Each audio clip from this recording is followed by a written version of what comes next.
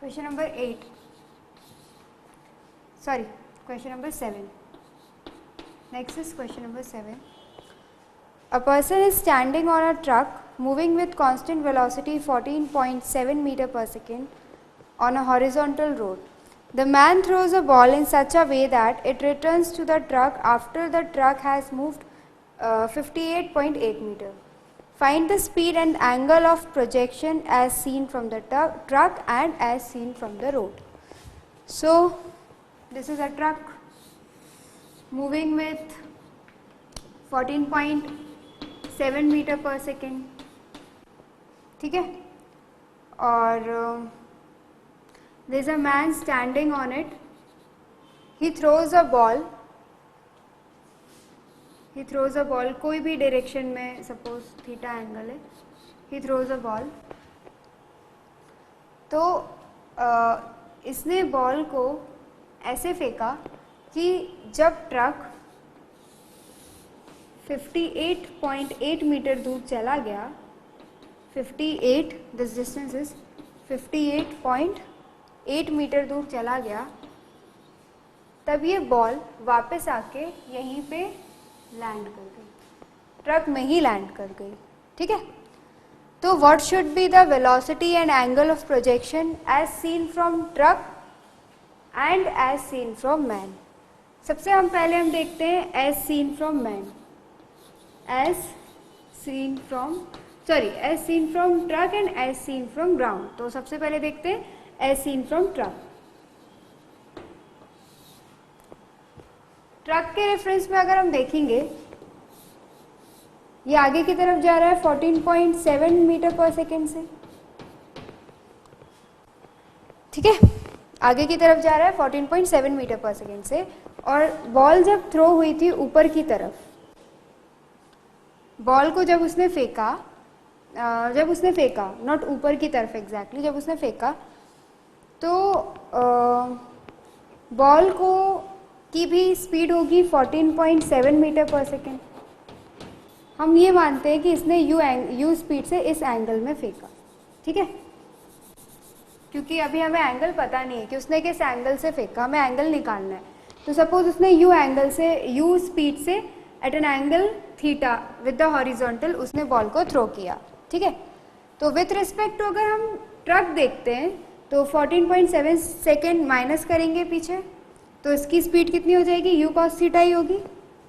With respect to truck इसकी जो horizontal speed होगी वो कितनी हो जाएगी, u cos theta plus 14.7 metre per second minus speed of truck minus this velocity 14.7 metre per second. कितना हो जाएगा ये, this and this cancel, u cos theta हो जाएगा, ठीक है.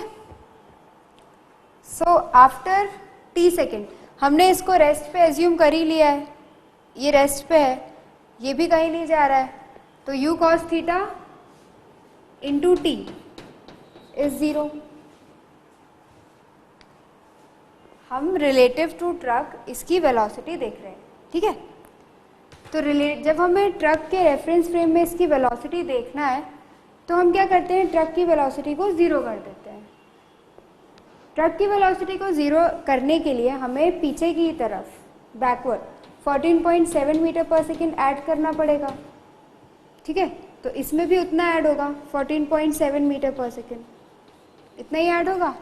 तो इसकी जो टोटल स्पीड होगी वो हो जाएगी u cos theta plus 14.7 minus 14.7, मतलब कि यू कॉस थीटा टी, ठीक है, u cos theta t, u cos theta, sorry only u cos theta. अब टी टाइम के बाद ट्रक जो है वो कहाँ पे होगा, with respect to truck t time के बाद ट्रक का डिस्प्लेसमेंट क्या होगा, 0 ही होगा. सपोज ये ट्रक है, ठीक है, टी टाइम के बाद ये ट्रक टी टाइम यहाँ चला गया, लेकिन विथ रिस्पेक्ट टू ट्रक तो इसका डिस्प्लेसमेंट 0 ही होगा ना. ये एक मैन है, ये ट्रक पे है, ट्रक के साथ मूव कर रहा है, विथ रिस्पेक्ट टू ट्रक इसका डिस्प्लेसमेंट 0, तो डिस्प्लेसमेंट कितना हो जाएगा, 0. तो u cos theta into t is 0, that is u cos theta equal to 0, तो थीटा कितना आ जाएगा 90 डिग्री। मतलब कि जो बॉल है वो ऊपर की तरफ वर्टिकली अपवर्ड की तरफ फेंकी गई है। That means the ball is thrown vertically upward with respect to the truck. अब मैग्नीट्यूड कितना होगा उसका, ट्रक जो है वो 58.8 मीटर, टाइम कितना लगेगा उसको, टाइम लगेगा 58.8 divided by 14.7, that comes out to be 4 second. 4 second time लगेगा, तो 4 सेकेंड में उसे लौट के वापस भी आना है, मतलब कि 2u/g should be equal to 4 seconds. So u will be equal to 9.8 into 2, 19.6 meter per second. So the velocity of ball upward with respect to truck will be 19.6 meter per second vertically upward. अब with respect to ground क्या velocity होगी, second क्या पूछ रहा है, as seen from the truck find the speed and angle of projection as seen from the truck and as seen from the road. Now as seen from the road,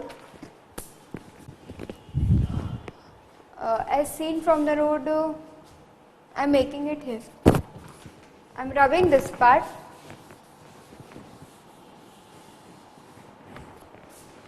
As seen from the road, इस ball की आगे की तरफ velocity होगी 14.7 metre per second और ऊपर की तरफ वेलोसिटी होगी कितनी 19.6 मीटर पर सेकेंड। तो टोटल कितनी हो जाएगी, under root of 19.8 metre per second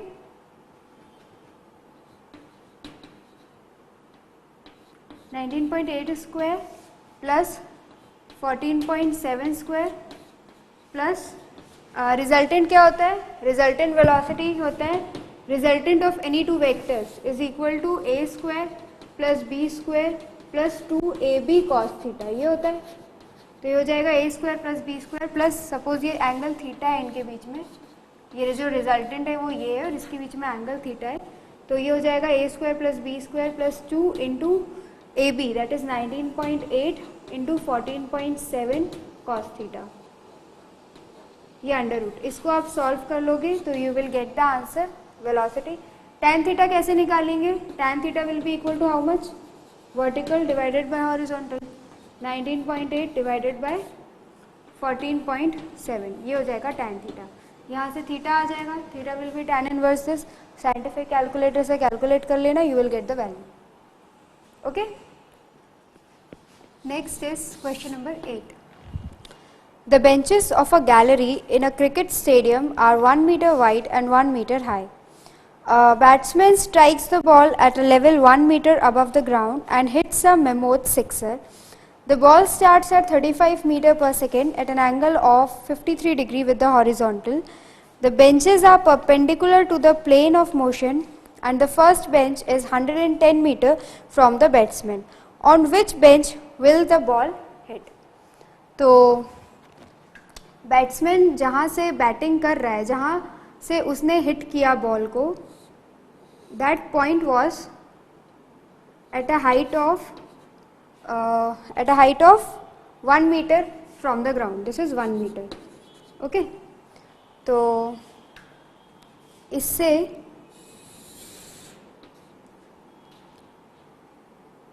इससे 110 मीटर के डिस्टेंस पे 110 मीटर के डिस्टेंस के बाद बेंचेस लगी हुई हैं and they are like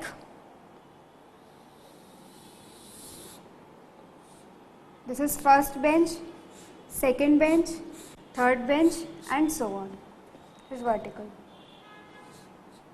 okay, तो इसने 1 मीटर से बॉल को स्ट्राइक किया, मतलब बॉल का जो प्रोजेक्टाइल मोशन हुआ होगा वो यहाँ से हुआ होगा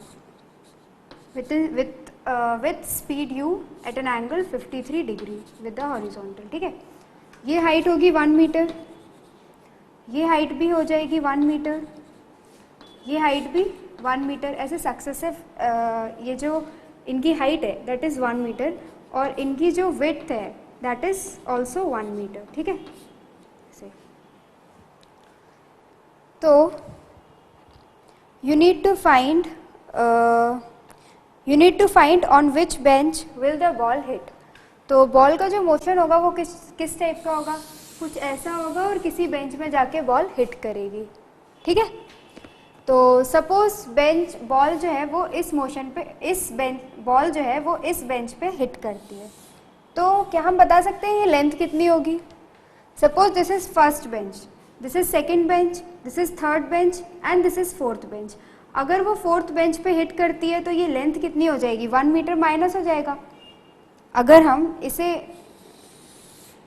ये बेस होगा, ठीक है, सपोज वो फोर्थ बेंच में हिट करती है तो ये 1 metre plus 1 metre plus 1 metre 3 metre हो जाएगा, क्योंकि 1 मीटर तो यहाँ कैंसिल हो गया, क्योंकि इसने भी 1 metre above the ground level से बॉल को हिट किया।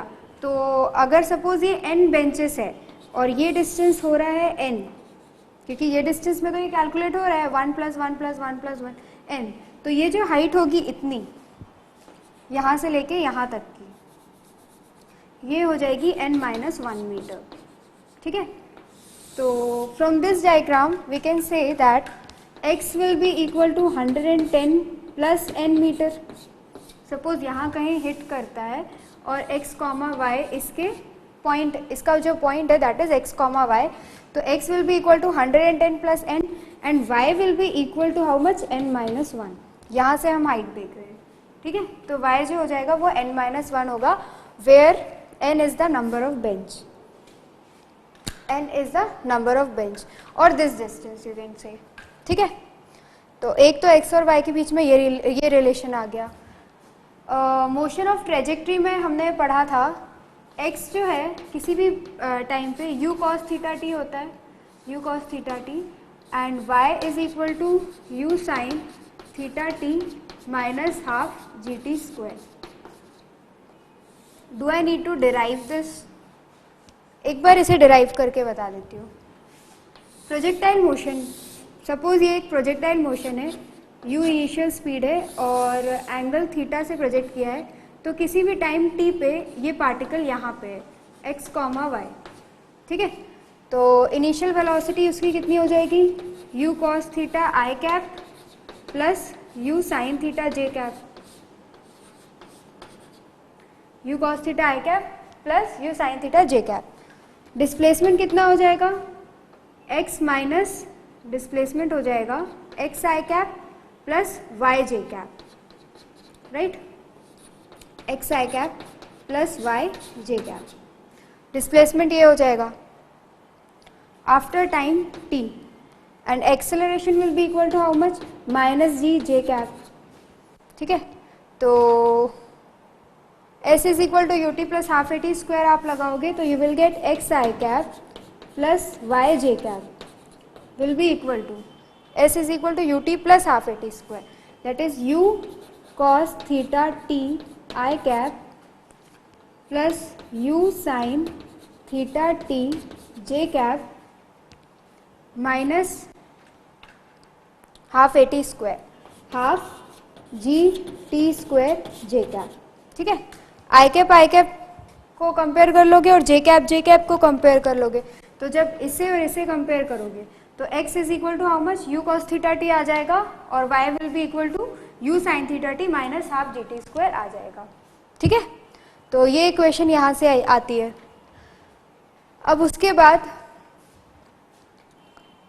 x जो है यहाँ से x is given to be 110 plus n and y is n-1, यहाँ से n कितना आ जाता है, n is equal to x minus 100, n is equal to x minus 100 आता है, तो y is equal to n-1, that is x minus 100, sorry 110, x minus 110 minus 1, that is x minus 111, ठीक है। तो y इतना आ जाएगा। इस इक्वेशन को हम यहाँ पुट करते हैं, y is equal to x minus 111, y कितना दे रखा है, u sin theta t minus half g t square, this will be equal to x कितना दे रखा है, u cos theta t minus 111, ठीक है। वैल्यू डालो सबकी, this is 35 sin 53 is 4/5 into t minus half into 10 into t square, is equal to 35 into 3/5 into t minus 111। ठीक है, इसे सॉल्व करो। 7 4 28, ये वहाँ पे ले जाएंगे, ये हो जाएगा 5, तो ये बनेगी 5t square minus 7t minus 111 equal to 0। ये ऐसी इक्वेशन बनेगी। क्वाड्रेटिक इक्वेशन आपको सॉल्व करते आती है, तो t की दो वैल्यू आएंगी, एक नेगेटिव होगा और एक पॉजिटिव। तो टाइम की नेगेटिव वैल्यू तो एक्सेप्ट नहीं होगी, तो टाइम की जो वैल्यू एक्सेप्ट होगी वो हो जाएगी पॉजिटिव वाली। That will be equal to, look, t will be equal to minus b, that is 7 plus minus under root of b square minus 4ac, 49 plus 20 into 111 by 2a, that is 10. So this is 7 plus minus root under 2269 by 10. ये value 2269 के बराबर आ जाती है, solve करोगे तो you will get the same value. Plus minus this come, एक value negative आती है और एक वैल्यू पॉजिटिव आती है, तो टाइम पॉजिटिव ही होगा, तो this is 55 by 10, it comes out to be 55 by 10। ठीक है, तो टाइम की वैल्यू यहाँ पे डालो, इस इक्वेशन पे t की वैल्यू डाल दो।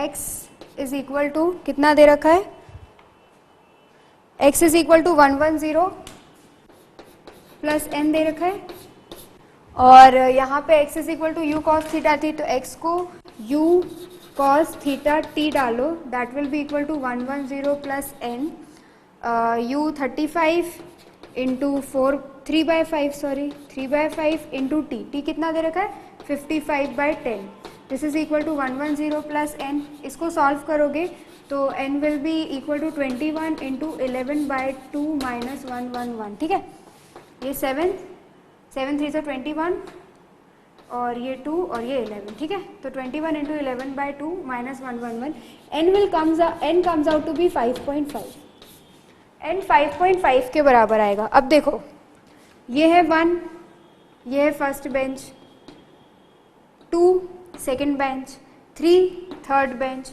4 fourth bench, then 5 fifth bench, then उसके बाद 5.5। इसका मतलब 5.5 कहाँ पे आएगा, ये डिस्टेंस 6th बेंच में आएगा। ठीक है, तो आंसर क्या हो जाएगा 6th बेंच, तो बॉल जाके 6th बेंच पे लाई करेगी। ठीक है।